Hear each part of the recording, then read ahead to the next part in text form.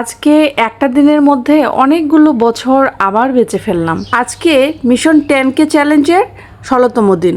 তো সকালে ঘুম থেকে উঠে শুনি আজকে নাকি ছোট বোনের ম্যাথ অলিম্পিক পরীক্ষা, তাও আবার আমার স্কুলে। তার মানে আমাকে এখন তার সঙ্গে যেতে হবে। তো আমরা দুজনে রেডি হয়ে বের হয়ে গেলাম, কিন্তু স্কুল গেটের দিকে ঢোকার পরেই কেমন যেন একটা অনুভূতি হলো।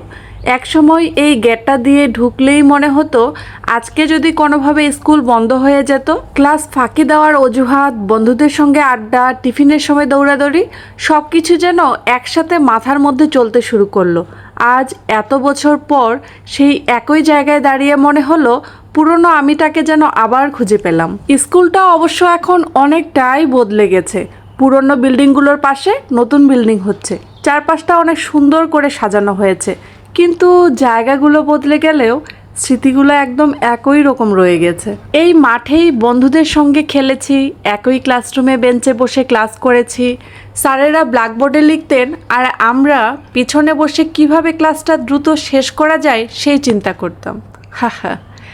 তখন স্কুলে আসতে চাইতাম না, আর এখন সেই স্কুলে এসেই বের হতে ইচ্ছা করছিল না। এদিকে সায়েন্স অলিম্পিকের জন্য স্কুলে বিশাল ভিড়। এক এক করে সবাই পরীক্ষার রুমে ঢুকে গেল, আমার বোনও ঢুকে গেল।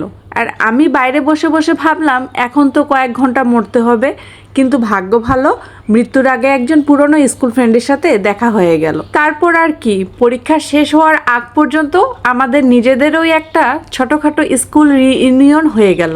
দুই বান্ধবী মিলে পুরোনো দিনের গল্প শুরু করে দিলাম। আর তখন বুঝলাম আমরা দুজনেই আসলে আমাদের স্কুল লাইফটাকে অনেক বেশি মিস করি। এর মধ্যে কয়েকজন স্যারের সাথেও দেখা হয়ে গেল। স্যারদের সঙ্গে কথা বলে যে কি ভালো লাগলো সেটা আসলে বলে বোঝানো যাবে না। আর স্কুলের মামারা আমাদের দুটো গাছও দিলেন, একটা ছিল বকুল গাছ আর একটা পেয়ারা গাছ।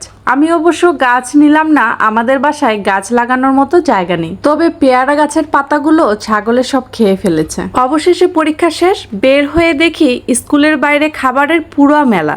ফুচকা, চটপটি, ফাস্টফুড কি নেই। আর আমাদের সময় ঝালমুড়ি, সেই ঝালমুড়িকেই আমরা তখন লাক্সারি খাবার মনে করতাম। যাই হোক, পুরোনো দিনের লাক্সারি ঝালমুড়ি আর টুকটাক কিছু খেয়ে রওনা দিলাম। আর তখনই শুরু হলো বৃষ্টি। অগাত্তা একটা দোকানের নিচে আশ্রয় নিলাম। বৃষ্টি একটু থামতেই আবার রওনা দিলাম। এর মধ্যে ছোট বোনের আবার আইসক্রিম খাওয়ার আবদার, আইসক্রিমও কিনে নিলাম।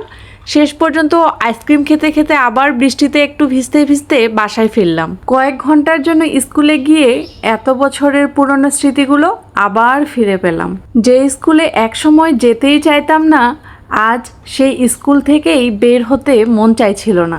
বান্ধবী, স্যার, ক্লাসরুম, মাঠ, ঝালমুড়ি সব কিছু মিলিয়ে আজকের দিনটা যেন কয়েক ঘন্টার মধ্যে কয়েকটা বছর বাঁচিয়ে দিল। আর শেষে বৃষ্টি আর আইসক্রিম তো ছিলই। তোমাদের পুরনো স্কুলে গেলে প্রথম কোন স্মৃতিটা মনে পড়ে? কমেন্টে আমাকে জানিয়ে দিও। আজকের মতো এতটুকুই। আল্লাহ হাফেজ।